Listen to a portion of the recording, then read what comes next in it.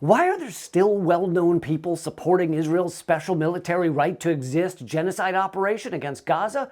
Well, some of these B through D listers are simply dumb, confused, or misinformed, but some are all three at once. Yet to figure out why so many influencers support these primetime crimes against humanity, you have to follow the money.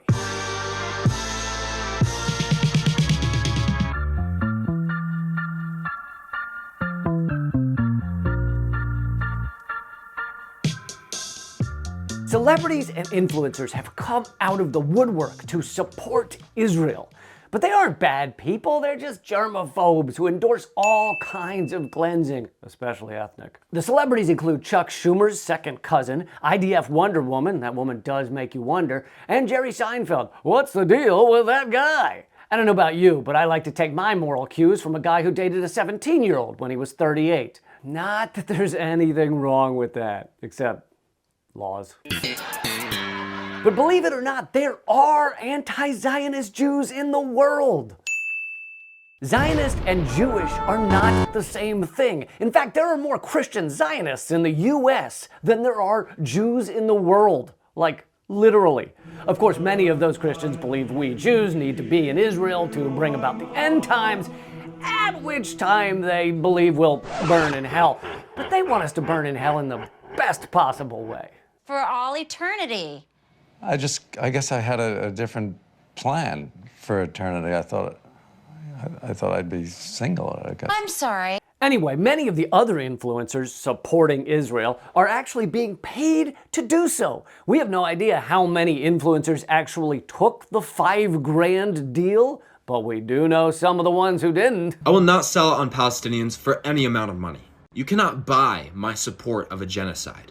This is disgusting. Then there's the $250 that was offered to each college student who would show up to the recent pro-apartheid, I don't really understand things, but I can hold up this poster rally in Washington, D.C. And when I was a college kid, $250 sounded like more money than God has. Turns out that's actually a misconception. God doesn't have that much. He busts his tables at Applebee's for reject breadsticks. How intelligent do you have to be to take a food order? Jesus. Ma'am, you're absolutely right, and I apologize. Anyway, those college kids were paid off by the Israel On Campus Coalition, a little-known organization with links to Israeli intelligence. But then there's an even bigger kind of influencer, Congress. In the Senate, they voted 97-0, and in the House, 412-1 to support Israel. But that word support, that's a bit of a stretch. It's like if you helped your friend Andy push a dead body into a wood chipper and then you told your wife you were out late because you were supporting Andy. Let me go get help. But 97-0, talk about a landslide. And that's despite the fact 2/3 of Americans want a permanent ceasefire. You see, many Congress people are funded throughout their careers by Israel's lobbying firms, including J Street, Pro-Israel America, Republican Jewish Coalition, AIPAC, NORPAC, and Fanny Pack. I might have made up that last one. Huh? So let's see, who is the senator or former senator who has received the most money from the Israel lobby? Who's that war criminal?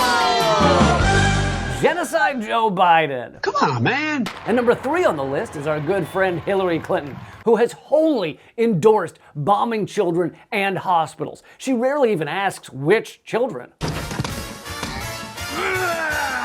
Number 6 and 7 on the list are Chuck Schumer and Mitch McConnell.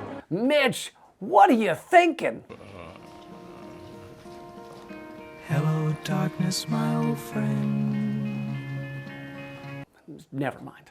And 2 of the current members of the House of Representatives receiving loads from the Israel lobby are Democratic leaders Nancy Pelosi and Hakeem Jeffries. Israel today, Israel tomorrow, Israel forever. God bless you. Point being, the US federal government on both sides is bought out or heavily funded by the Israel lobby. Do you think that influences their stances? Does a ventriloquist influence his doll? Get your loser hand out of my ass.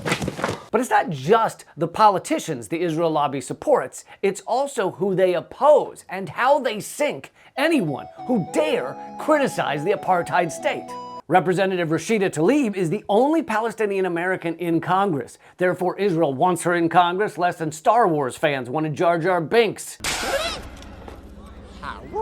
So Congress voted to censure her for daring to be Palestinian, but that's not where it stopped. I was offered $20 million to withdraw from the senatorial race and run against my friend Rashida Tlaib. $20 million? That's insane that he turned that down. I would run against my own mother for $20 million. I might even run over my own mother for that kind of money. I'm kidding, Ma. But with 20 mil, I could totally buy a new Ma. It's another pain in the ass.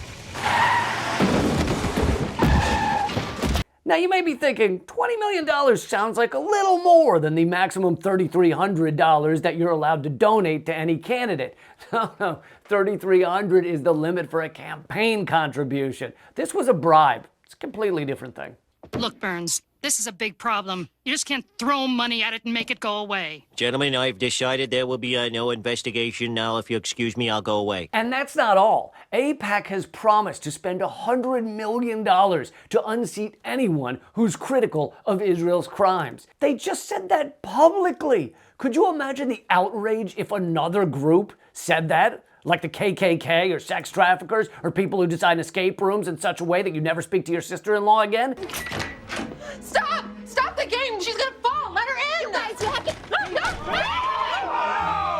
If any of them spent $100 million to silence critics, the nation would be furious. But when it's AIPAC, we call it a healthy democracy. So if a celebrity or influencer supports Israel's atrocities, then not only are they not punished for it, some are even paid to do it. But if you're a celebrity with a moral core larger than a tardigrade who is standing against genocide, you'll likely be suppressed, like me, or worse, like Susan Sarandon, who was dropped by her talent agency, or actress Melissa Barrera, who lost her role in the Scream movies for Instagram posts about Israel. Hello?